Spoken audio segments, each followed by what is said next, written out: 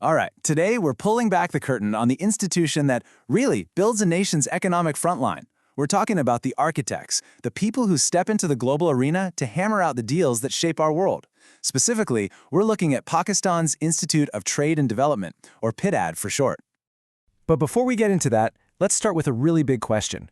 Who actually writes the rules of global trade? I mean, really, it's not one person, right? Or even one country.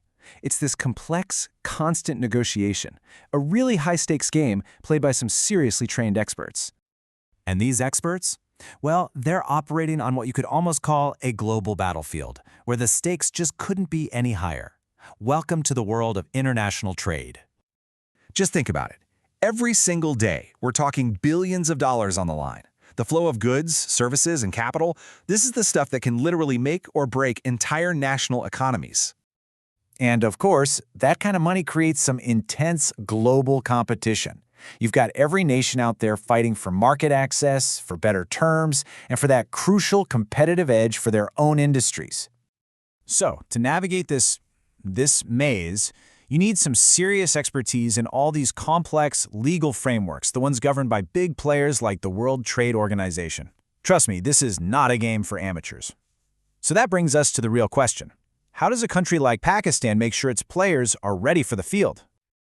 Well, Pakistan's answer is a very strategic one.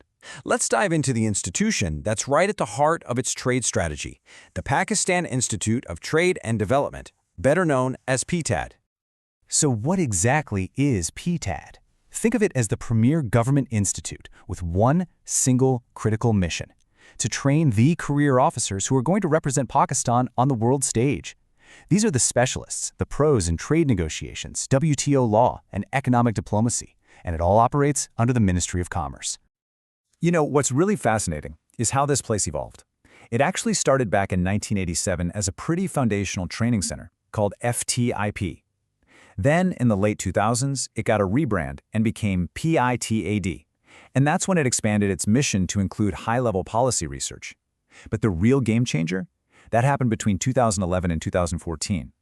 That's when partnerships with international groups helped it get a world-class accredited curriculum. A huge step up. So, the modern PITAD really operates on two core pillars. They're like two sides of the same coin. On one side, you have the training wing. Their job? Building the people, forging those skilled trade diplomats we've been talking about. And on the other side, you've got the research wing.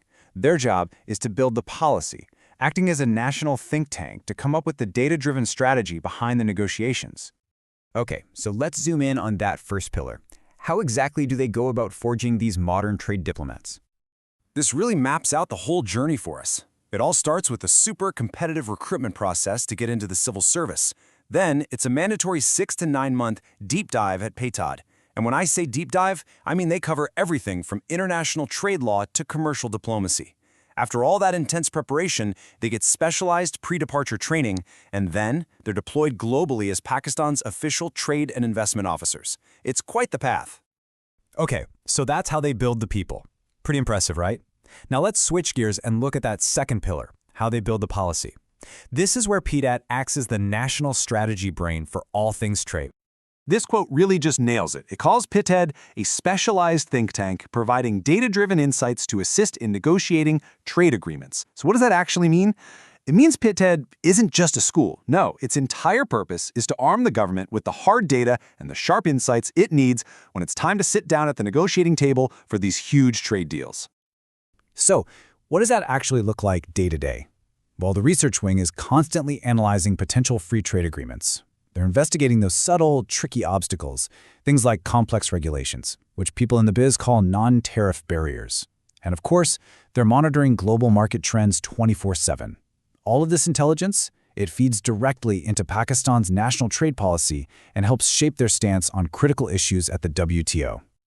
And to get all this done, they have a seriously powerful digital toolkit. I mean, we're talking access to massive global databases. You've got UN Comtrade for all the trade stats, the World Integrated Trade Solution to analyze tariff data, and TradeMap to scout for new export opportunities. They even have a whole digital library of every single one of Pakistan's trade agreements. This is some serious, heavy-duty, data-driven work. Okay, so we've got the training, we've got the research, but what does it all add up to? What's the so what here?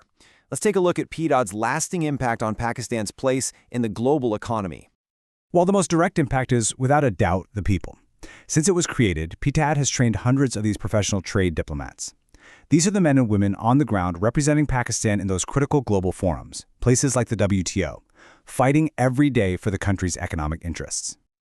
But the ripple effect is even bigger than that. Think about it.